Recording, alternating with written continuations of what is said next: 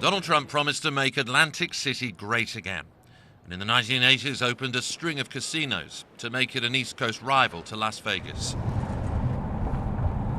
The Trump Taj Mahal, he boasted, would become the 8th wonder of the world. But it's decay rather than decadence that greets you now. We are at the center of the Trump Taj Mahal. Local guide Levi Fox runs a Trump tour, telling the story of how the billionaire's companies went into bankruptcy here 4 times. He did never achieve his promises, and it makes me wonder whether he can achieve that for America, although at this point we all hope that he can. His old casino empire was open with vintage champagne and vintage Trump showmanship. He took Michael Jackson on a guided tour. But the city never did come to rival Las Vegas, and he got out of town 7 years ago. Since then, he's taken action to have his name removed from his old casinos, fearing perhaps they be seen as monuments of failure. I think he was one of the causes of Atlantic City being the way it is today. From his boardwalk buggy, Freddie Isaac watched his rise and fall.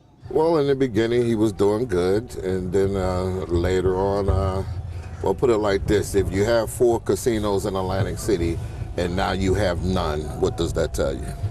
So when he says he can make America great again? I don't think so. Things have gotten so bad here that the state of New Jersey took over the city to save it from bankruptcy. Even the pawn shops aren't doing much business because people here have little left to pawn.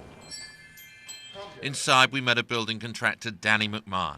Trump's years in Atlantic City, he says, offered proof that all that glistens isn't gold. Trump used to run this city. I used to watch him not pay his bills and screw everybody over and pay penny on the dollars and take them to court, and I understand that's, you know, businessman aspect of it, but you're screwing the little man. 2 years ago, we interviewed Donald Trump about Atlantic City, and he blamed its decline on local politicians and the fact that he left town. I decided years ago to get out, and it was a good decision, but it's also a decision, and very interestingly, it coincides with when Atlantic City started going down. But I still have a warm spot in my heart for Atlantic City because I did great there for a long time. But does Atlantic City still have a warm spot for him? The verdict was delivered on Election Day, where here they voted for Hillary Clinton.